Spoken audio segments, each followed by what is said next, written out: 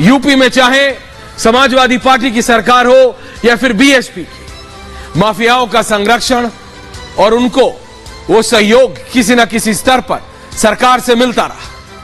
लेकिन योगी राज में माफिया मिट्टी में मिल रहे हैं और ये मैं नहीं, आप देख रहे हैं। और इसीलिए आज ऐश्वर्या के एजेंडा पे इसी पे हम बात करेंगे। आखिर योगी ने माफिया पर कैसे नकेल कसी, बाबा ने माफिया को कैसे धरातल पर, कैसे माफिया को बाबा ने पूरी तरह से खत्म कर दिया है।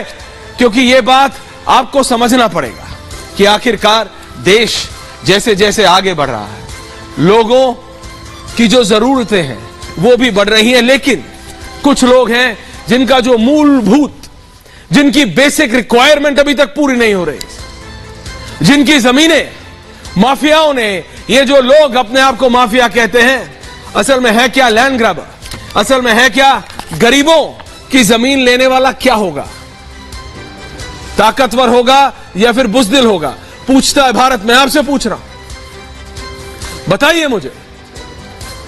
तो हम सबसे पहले आज आपको बताते हैं कि माफिया युक्त कैसे हुआ। पहला नाम मुन्ना बजरंगी उर्फ बागपत जेल में जिसकी हत्या हुई थी, विकास दुबे, उलट पलट दुबे याद है आपको, कानपुर में मुठभेड़ में मारे गए थे। अतीक अहमद, प्रयागराज में इनका मर्डर हो गया था पुलिस कस्टडी में। अशरफ अहमद, इनका भी इनके भाई के साथ प्रयागराज में मर्डर हो गया था, पुलिस कस्टडी में हुआ था। अनिल दुजाना है पांचवा नाम, मेरठ में मुठभेड़ में ढेर हो गए, ढेर। संजीव जीवा, लखनऊ कोर्ट में मर्डर। ये कौन है, ये सब कौन है? पुलिस कस्टडी में जब मर्डर हुआ तो सवाल खड़ा हुआ, पुलिस कस्टडी में जब मर्डर हुआ तो सवाल किया, हमने भी किया कि आखिरकार हो कैसे सकता है, ये कैसे पॉसिबल है कि पुलिस की कस्टडी में आके मर्डर हो जाए। लेकिन ये कौन लोग हैं, कभी आपने ध्यान से देखा? ये जो गोल गोल चक्कर घूम रहा था, ये आपने देखा क्या? तो योगी राज में माफियाओं पर प्रहार जारी है। कई लोगों को बहुत दुख हुआ साहब, अरे ये कैसे हो गया। उनको कभी ये दुख नहीं हुआ था जब इन माफियाओं ने कितने घरों को उजाड़ दिया था। उनको तब दुख नहीं हुआ था जब 20-20, 30-30 साल से एक अकेली महिला अपने पति को खोया, अपने बड़े बेटे को खोया, फिर अपने छोटे बेटे को खोया ताकि उसको अपना घर वापस मिल जाए। ये वो लोग हैं जिन्होंने घर नहीं, पीढ़ियां उजाड़ दी, पीढ़ियां। तो अगर बाबा इनके खिलाफ स्ट्रिक्ट एक्शन ले रहे हैं तो क्या गलत है क्या? अतीक अहमद की जमीन मुक्त कराई गई, वो जमीन जो उन्होंने पहले पे भी जबरदस्ती ली थी, कब्जा किया था। और सीएम योगी आदित्यनाथ ने खुद, अगर वो तस्वीरें आप चला सके गरिमा, खुद लोगों को वो घर की चाबी सौंपी। ये तस्वीर अपने आप में ऐतिहासिक है, हिस्टोरिक। इसलिए नहीं कि एक पब्लिक इवेंट है, मीडिया खड़ी है और एक प्रदेश का मुख्यमंत्री गरीबों को घर की चाबियां बांट रहा है, नहीं। ऐसे बहुत इवेंट हुए हैं, बहुत इवेंट हुए हैं ऐसे। लेकिन बाबा माफिया नाम नोट कीजिएगा, अतीक अहमद जिसका नाम लेने से लोग घबराते थे, करोड़ों रुपया जो लोगों का ले जाता था, लोग कहते थे और ले लो, मेरे घर से दूर रहो, उसके घर की चाबी लेके गरीबों को दी है। सुनिएगा, जरा दिमाग में डालिएगा कि व्हाट हैज हैपेंड, हुआ क्या है। इसी में देखिए ये हमारी स्पेशल रिपोर्ट और फिर आगे बढ़ते हैं।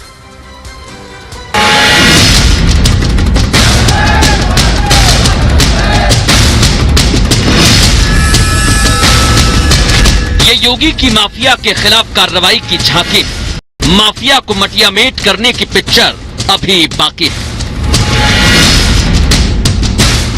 बाकी है दबंगों का समूल नाश, बाकी है बाहुबलियों का सर्वनाश। और सर्वनाश की वो घड़ी आ गई है और यूपी में चल पड़ी है माफियागिरी से मुक्ति की हवा। कि कुख्यात माफियाओं के कब्जे से मुक्त कराई गई भूमि पर प्रधानमंत्री आवास योजना के अंतर्गत 76 परिवारों को आज उनका आवास सौंपने का, चाबी वितरण करने का एक पवित्र कार्यक्रम आज यहां संपन्न हो रहा है। पूर्वी यूपी में दहशत का पर्याय बन चुके अतीक अशरफ की हत्या हो चुकी है, लेकिन उसके गुनाहों का हिसाब जारी है। अतीक अहमद ने जिन गरीबों की जमीन पर कब्जा किया था, उस जमीन पर योगी सरकार गरीबों को बसा रही है। ये वही प्रदेश है जहां 2017 के पहले गरीबों की भूमि पर, व्यापारियों की भूमि पर, सरकारी भूमि पर कोई भी माफिया, कोई भी दबंग आकर के कब्जा कर लेता था, गरीब देखता रहता था। लेकिन अब उन्हीं माफिया और दबंगों से चुराई गई भूमि पर गरीबों के लिए आशियाना बन रहे हैं, अच्छे भवन बन रहे हैं। योगी की माफिया स्ट्राइक से जनता खुश है, लेकिन भारत के इतिहास में पहली बार ऐसा हो रहा है जब माफिया से जमीन मुक्त कराकर गरीबों को घर सौंपे गए। ऐसे में सवाल यह है कि योगी स्ट्राइक से यूपी में अपराध के मामलों पर लगाम लगेगी, और सबसे बड़ा सवाल तो ये कि माफिया को मटियामेट करने के लिए योगी की पहल दूसरे राज्य अपनाएंगे। पूछता है भारत, पूछता है भारत, अगर मिट्टी में मिल रहा है माफिया तो दिक्कत किसको है? 15 अप्रैल 2023 अतीक और अशरफ का मर्डर, किसको दिक्कत हो रही है? दिसंबर 2020 फ्लैट बनाने का ऐलान, दिसंबर 2021 बाबा ने भूमि पूजन कर दिया। कितने फ्लैट? 76 flat, 76 flat. ये जो आप देख रहे हैं ना, ये 76 फ्लैट, ये किसकी जमीन पे बने हैं? ये सरकारी जमीन पे नहीं बने, ये 1731 वर्ग मीटर जमीन पे बने हैं, और ये वो जमीन है जो माफियाओं ने कब्जा ली थी, और ये जमीन बाबा ने उनसे वापस लेके गरीबों को सौंप दी। इसमें क्या गलत किया? क्या गलत किया? पूछता है भारत, बताइए। मैं आपसे पूछ रहा हूं, आपको लगता है कि अभी तक जो साल दर साल, दशक दर दशक होता आया उत्तर प्रदेश में कि माफिया लोगों की जमीन दबोच लेता था और फिर राजनीतिक संरक्षण में जाके बैठ जाता था, उसको कोई कुछ कहने वाला नहीं था, पुलिस अरेस्ट करने जाती थी, घर से वापस आ जाती थी। उस माफिया की जमीन उससे लेके उन लोगों को दी जिनको जरूरत थी। वो लोग 8-8, 10-10, कई लोग 20-20 साल से अपनी जमीन मांग रहे थे इन माफियाओं से। अगर बाबा ने वो जमीन लेके और वहां 4 मंजिला टावर खड़ा करके उन लोगों को घर दिया, उन लोगों को घर दिया, उन लोगों के सर पे छत दी, ताकि उनकी अगली पीढ़ी उसको ये मुसीबत ना झेलनी पड़े, तो क्या गलत किया? आइए सुनते हैं उन्हीं की जुबानी, उनकी कहानी, और फिर आगे बढ़ेंगे। 30 साल से किराए के मकान में रह रहे, दर दर की ठोकर खा रहे हर चीज़। इसलिए मैं योगी जी का जितना भी धन्यवाद करूं कम है। मैं दिल से उनका शुक्रिया अदा कर रही हूं और मुझे बहुत अच्छा लग रहा है, बहुत खुशी है। और सबसे बड़ी बात थी, मेरी मम्मी का सपना पूरा हुआ है। मैं बयान नहीं कर सकती मेरी खुशी क्या है। किसी सरकार ने हम लोग को कुछ नहीं दिया और ये योगी सरकार बने रहे। जीवन में कभी नहीं सोचा था कि मुझे छत मिलेगी, हम लोग को खुशहालियाँ आएगी, नहीं। योगी बाबा की राज में मुझे बहुत खुशी मिली, मुझे बहुत ठंडक मिला। मोदी जी का और योगी जी का बहुत बहुत धन्यवाद, जो मुझे छत मिल गई है उनकी वजह से। 1-2 साल में मकान बदलना पड़ता था मुझको, अब इसकी वजह से, छत मिलने की वजह से हम बहुत सुकून की जिंदगी जिएंगे। मेरा घर है ही नहीं है, कभी बेनीगंज में रहते रहे, इलाहाबाद में बेनीगंज में, करबला पे, हिम्मतगंज में, ऐसे सगल कहीं गले गले ठोकर खाते रहे हैं। अब मोदी जी के दुआ से हमें घर मिल गया। इतने साल में किराए में रहते रहते हम वो भी गए थे, ना खुशी कभी ना मिलेगा ना मिला। हमने कभी सोचा ही नहीं था कि जीते जी हमारा मकान खुद का होगा। बहुत अच्छा लग रहा है कि अपनी पे हैं अब हम। अब कोई कहेगा नहीं यहाँ से हटिए, पानी की दिक्कत है, कोई कुछ नहीं बोल पाएगा। तो सुना आपने, ये कौन लोग हैं? ये कौन लोग हैं? क्या ये कोई करोड़पति लोग हैं? क्या ये वो लोग हैं जिनके पास 5-5, 7-7 गाड़ियां हैं? या ये वो लोग हैं क्या जिनके पास 4-4, 5-5 घर है? नहीं, ये वो लोग हैं जो अपने सर पे छत का इंतजार कर रहे हैं। और अगर बाबा ने एक्शन लिया, 1200 करोड़ की संपत्तियों पे एक्शन लिया, 100 करोड़ की संपत्ति जब्त कर ली और 150 गुर्गों पर एक्शन लिया, उससे किसका फायदा होता है? जनता का फायदा होता है। योगी राज में अतीक पर चोट हो रही है, बाबा के राज में माफियाओं पर चोट हो रही है। और आज जिस तरीके से दर्शकों एक माफिया की जमीन लेके, जिसे अंग्रेजी में कहते हैं अनप्रेसिडेंटेड मूव किया, अभूतपूर्व। सुना बहुत होगा, पिक्चरें बनी है बहुत, कि कोई ऐसा भी नेता होगा जो माफियाओं से जमीन लेके गरीबों को दे देगा। जब इन महिलाओं की, जब इन लोगों की आपने आवाज सुनी तो आपके को खुशी महसूस हुई? ये कोई कैमरा के सामने आके राजनीतिक दबाव में आके बोलने वाले लोग नहीं थे, या ना है, या आप जानते हैं, मुझे बताने की जरूरत नहीं है आपको। अतीक अहमद कौन था? अतीक अहमद टांगे वाले से डॉन तक का सफर अतीक अहमद का क्या ऐसे ही हो गया क्या? नहीं, ऐसे नहीं हो गया। राजनीतिक संरक्षण मिला, हर कदम पे मिला, हर मोड़ पे मिला, और हर जो उसने क्राइम, वारदात की, या कहते हैं, या जिसे कहते हैं कांड किया, उस कांड के बाद वो अपने राजनीतिक गुरुओं के पास जाता रहा। अतीक के पिताजी अतीक अहमद 10वीं क्लास में फेल हो गया था। आप मुझे बताइए, 10वीं क्लास में फेल होने वाला अतीक अहमद तांगा चलाता या खरबपति बन जाता? अगर सही तरीके से बना हो तो बिल्कुल बनता, कोई खराबी नहीं। लेकिन लोगों को मार के, घरों को उजाड़ के, कितनी महिलाओं के वहां का सिंदूर उजाड़ के, कितनी बेटियों के साथ, आपको पता है कितने रेप चार्जेस, कितने रेप चार्जेस। और जो लोग इसे धर्म से जोड़ना चाहते हैं, मैं उन्हें बताना चाहता हूं, जरा वो चार्जेस पढ़ लीजिए, पढ़ लीजिए। 70%, 70% क्राइम उसने अपने ही धर्म, अपने ही मजहब के लोग परेशान हैं उसके क्राइम से।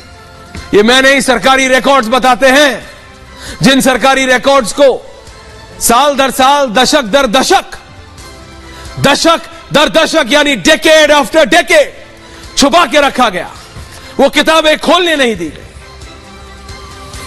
इस अतीक अहमद के बारे में आपको बताना चाहता हूं। 1983 में, 1983 में 18 साल की उम्र में पहला केस, 1957 में हत्या का पहला मुकदमा दर्ज हो चुका था, लेकिन क्या हुआ? कुछ नहीं। 1989 में चांद बाबा की हत्या का आरोप लगाया, 2002 में अतीक पर नसन की हत्या का आरोप, 2004 में जोशी के करीबी की हत्या का आरोप, 2005 में बीएसपी विधायक राजू पाल, जिसके बारे में हमने कई डिबेट भी की है इसी शो में, आरोप।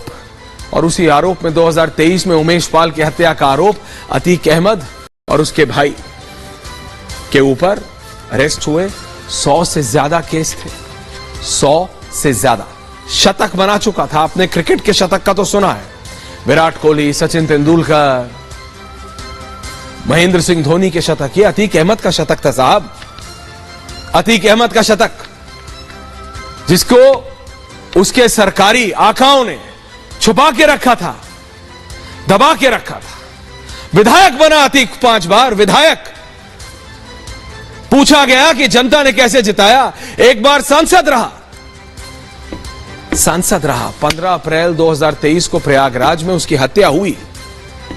सवाल है, पुलिस कस्टडी में कैसे हो गई? पुलिस कस्टडी में हत्या, सवाल बनता है हो कैसे गई? लेकिन मैं फिर कह रहा हूं, क्राइम की दुनिया में शतक बनाने वाला 2 बार विधायक, 1 बार सांसद बन जाता है और कोई कुछ कहता नहीं। 100 केस है हत्या के साहब, 100 केसेस ऑफ मर्डर।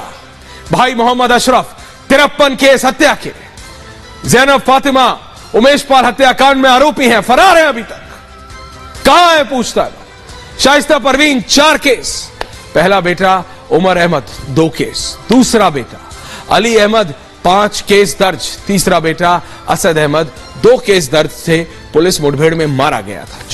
चौथा बेटा एहजम 1 केस, 5वां बेटा आबान 1 केस। आप मुझे बताइए, अगर मां बाप से गलती हो जाती है तो वो अपने बच्चों को वो गलती नहीं दोहराने देते, लेकिन यहां देखिए 100 केस खुद पे है, घर के और लोगों पे है, 5 बेटे, 5ओं पे केस, 1 का एनकाउंटर हो जाता है पुलिस। लेकिन ये कैसे लोग थे? ये कैसे लोग हैं?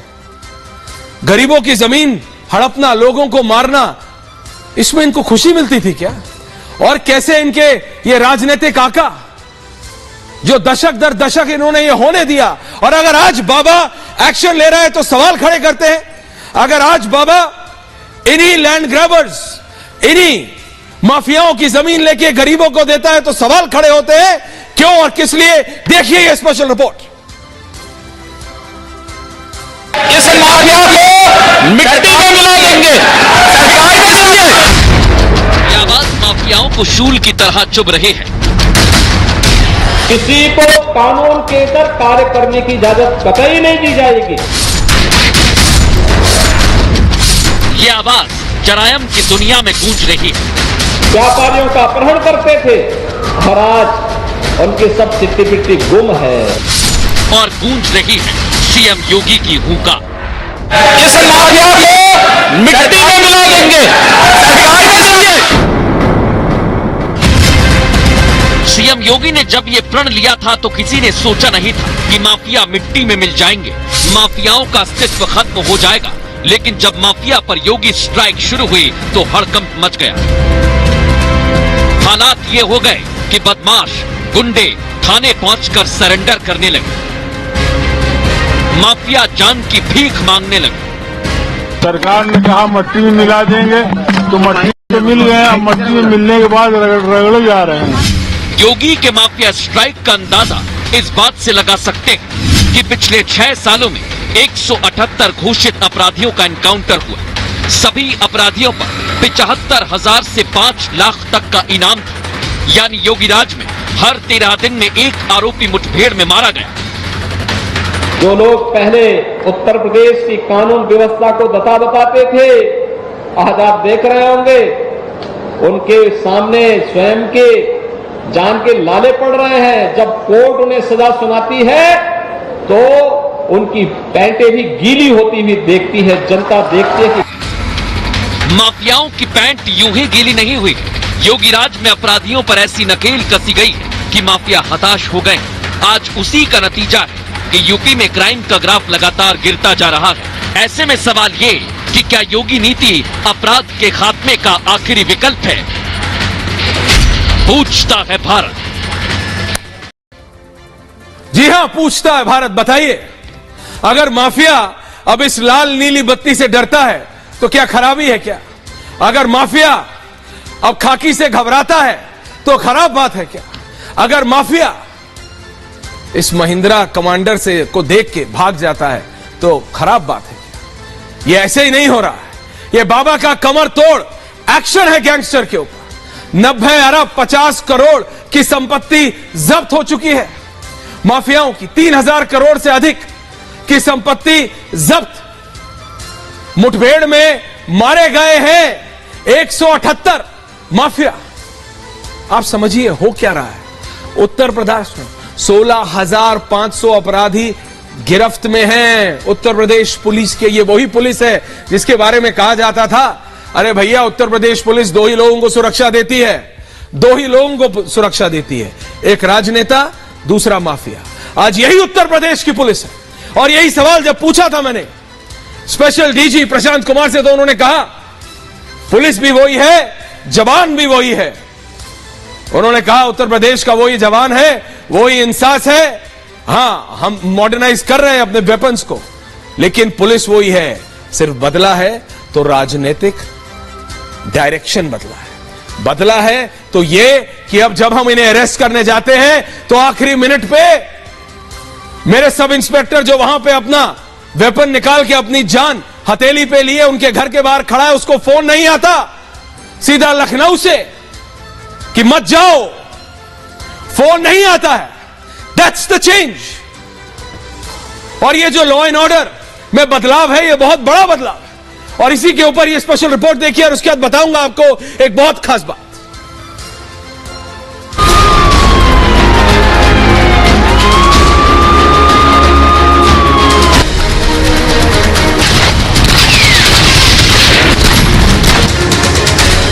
यूपी में माफियाओं पर ताबड़तोड़ एक्शन से प्रदेश की कानून व्यवस्था पटरी पर है। छिटपुट घटनाओं को छोड़ दें तो हर जिले और कस्बे में शांति कायम है। आलम यह है कि गली के छोटे मोटे गुंडे भी गुंडागर्दी का पेशा छोड़ चुके हैं। आप हमको गोली नहीं मारोगे, आप हमको लिखत दीजिए और गंगा तरफ हाथ उठाकर कसम खाइए, गोली नहीं मारेंगे। सीएम योगी ने प्रदेशवासियों को साफ कह दिया है कि अगर उन्हें कोई परेशान करे तो वो सिर्फ उनका नाम ले ले। न गांव सुरक्षित, न बेटी सुरक्षित, हर ओर अराजकता का जो तांडव था, आज आपने पिछले 6 वर्ष के अंदर देखा होगा। आज उत्तर प्रदेश में 6 वर्ष में कोई दंगा नहीं हुआ। उत्तर प्रदेश के अंदर कोई माफिया सिर तान करके नहीं चल सकता है और कोई गुंडा, कोई उचक्का किसी बेटी की सुरक्षा के साथ खिलवाड़ नहीं कर सकता है। ये नया उत्तर प्रदेश है। यूपी में कानून व्यवस्था सुधरने से आम लोगों में काफी राहत का माहौल है। अब यहाँ कोई रात 10 बजे घर से बाहर निकलने में डरता नहीं।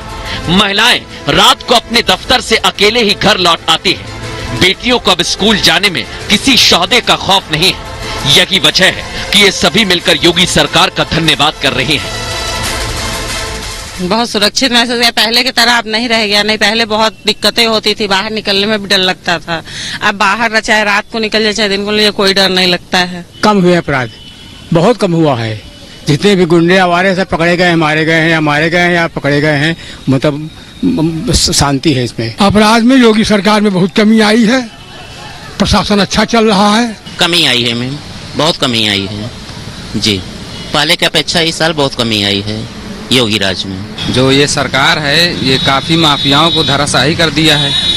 अच्छे अच्छे लोग जो नेता बन के टहलते थे, फला नेता है, ढेका नेता है, वो कम से कम हट तो गए अब नेतागिरी से। तो और जो काम हो रहा है बहुत अच्छा हो रहा है। क्यों डर लगेगा हम लोग के? डर नहीं, बिल्कुल नहीं लगेगा हम लोग को। अपराध में कमी भी आई है, माफिया राज खत्म हो गया है। यूपी में कानून का राज कायम होता जा रहा। पिछली सरकारों में जो अपराधी फले फूले उनको ठिकाने लगा दिया। आम लोग चैन से अपनी जिंदगी गुजर बसर कर रहे हैं। व्यापारी अब यूपी में इन्वेस्ट के लिए इंटरेस्ट दिखा रहे हैं और ये सब कुछ संभव हुआ है तो सिर्फ और सिर्फ मुख्यमंत्री योगी आदित्यनाथ की बदौलत। सीएम योगी ने दिखा दिया है कि अगर इच्छा शक्ति मजबूत हो तो यूपी जैसा प्रदेश भी अपनी छवि बदलकर समृद्धि की ओर कदम बढ़ा सकता है। ऐसे में सवाल ये कि क्या पिछली सरकारों ने जानबूझकर सियासी फायदे के लिए यूपी की कानून व्यवस्था लचीली रखी थी? पूछता है भारत। जी हां, पूछता है भारत। मेरे को ये 20-22 मिनट कम पड़े हैं ये बताने के लिए कि किस तरह से बाबा ने इन माफियाओं की नकेल कस दी है। लेकिन यह अभूतपूर्व है, इसको भूलिएगा मत कि माफियाओं से जमीन लेके गरीबों को जमीन दी जा रही है, जिनको पूरी जिंदगी हो गई इन माफियाओं से लड़ने की। यही राजनेता थे जिनकी वजह से ये माफिया आपकी आम आदमी की जमीन ले पाते थे। लेकिन अब ये एक्शन हो रहा है। आज समय कम है हमारे पास, इसीलिए ये स्पेशल फॉर्मेट लेके आए थे पूछता है भारत का। बहुत बहुत धन्यवाद आप सबका। वापस आएंगे एक ब्रेक के बाद। बहुत बहुत धन्यवाद। Thank you very much.